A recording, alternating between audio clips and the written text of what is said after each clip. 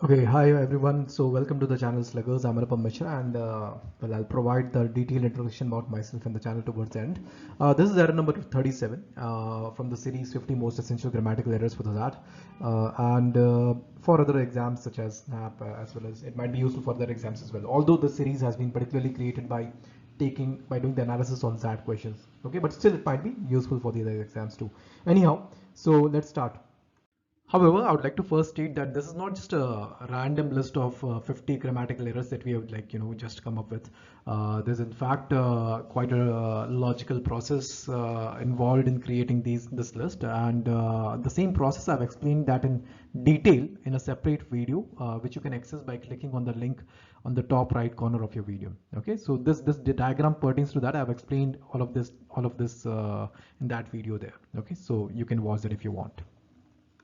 Okay, so again, this is the third installment in the confusing words category, and in this case, here with the first set that we have here are the words is the set of the words continuously and continually. Now, again, this also happens to be a pair where the difference in meaning of these two words is not quite clearly understood, especially among the wider section of the audience, right? So let's start.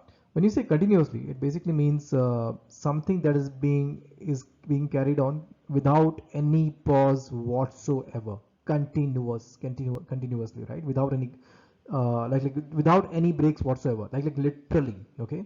So for example, if you say that despite the heavy rains, they kept playing continuously for almost 20 minutes straight, yes, it makes sense because that basically means that they did not the ball was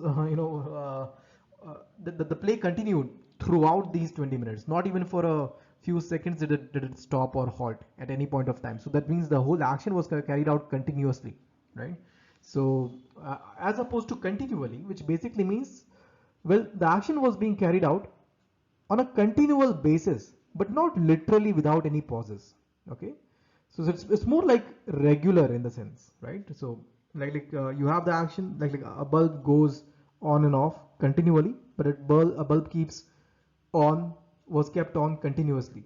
Okay, so you get the idea.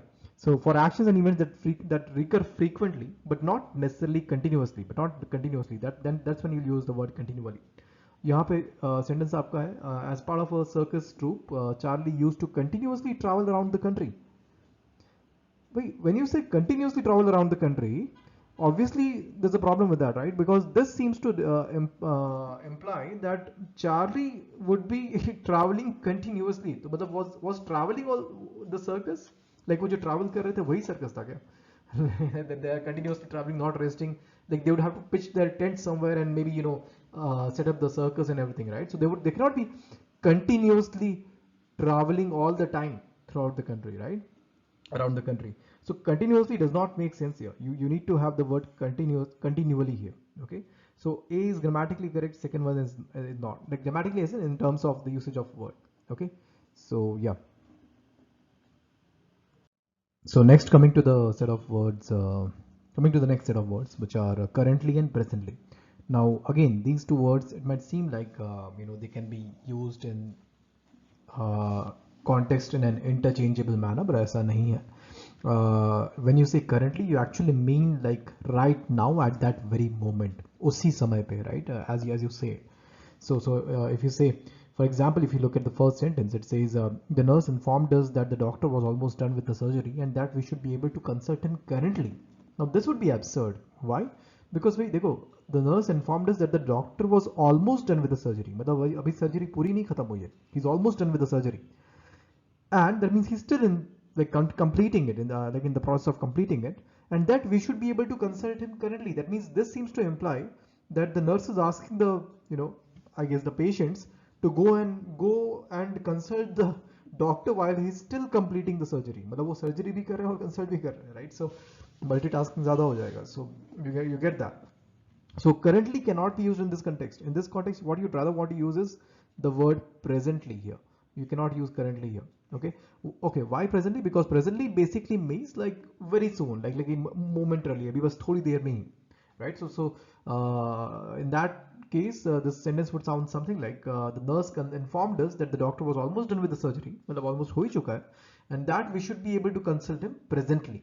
Okay, like in just थोड़ी देर में बस अभी हो जाएगा, ठीक है. So, okay, coming to the next sentence, it says, I cannot talk now as I am currently stuck in traffic, but I will call you back presently. Yes, this is correct. Nothing wrong with this. He says, I cannot talk now as I am currently stuck in traffic, right? Though he's at that very moment, he's stuck in traffic, so it makes sense. So currently, usage of currently is correct, is fair there. But I will call you back presently. That means in some time, not right away. In like not at that very moment, but in some time. So presently is also the usage of presently is also correct here. Okay. Finally, next set of words, imply and infer. Imply basically means to indicate something indirectly without explicit reference. That means, देखो यार, so let's say you have a person who's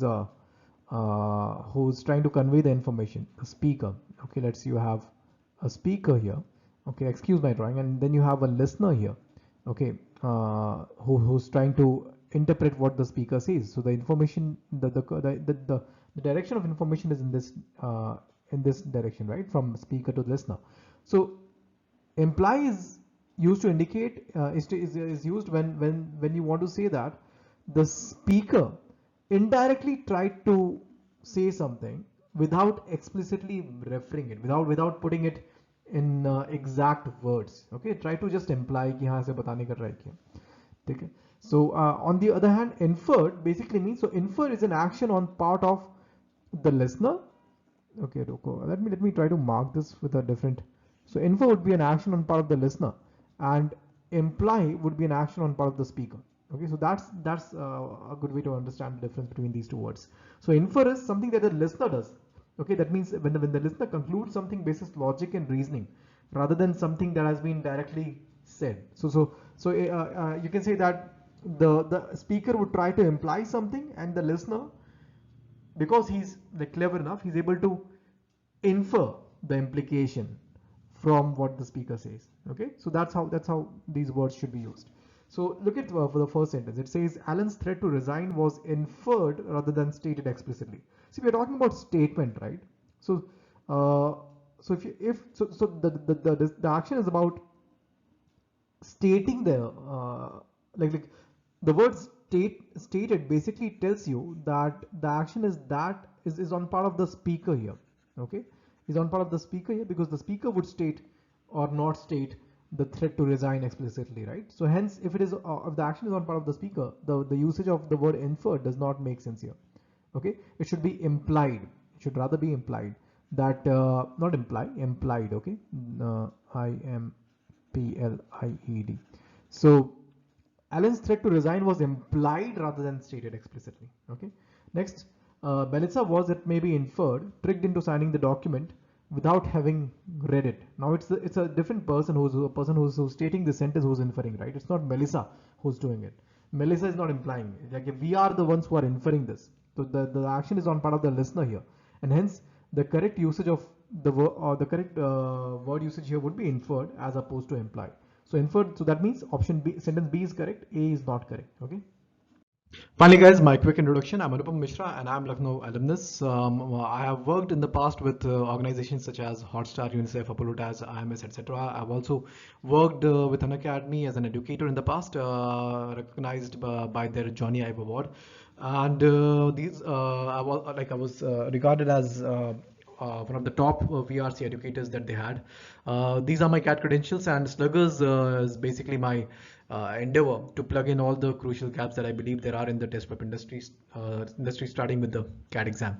Okay, now, yeah, so that's about me. Do move on to the next era. Okay.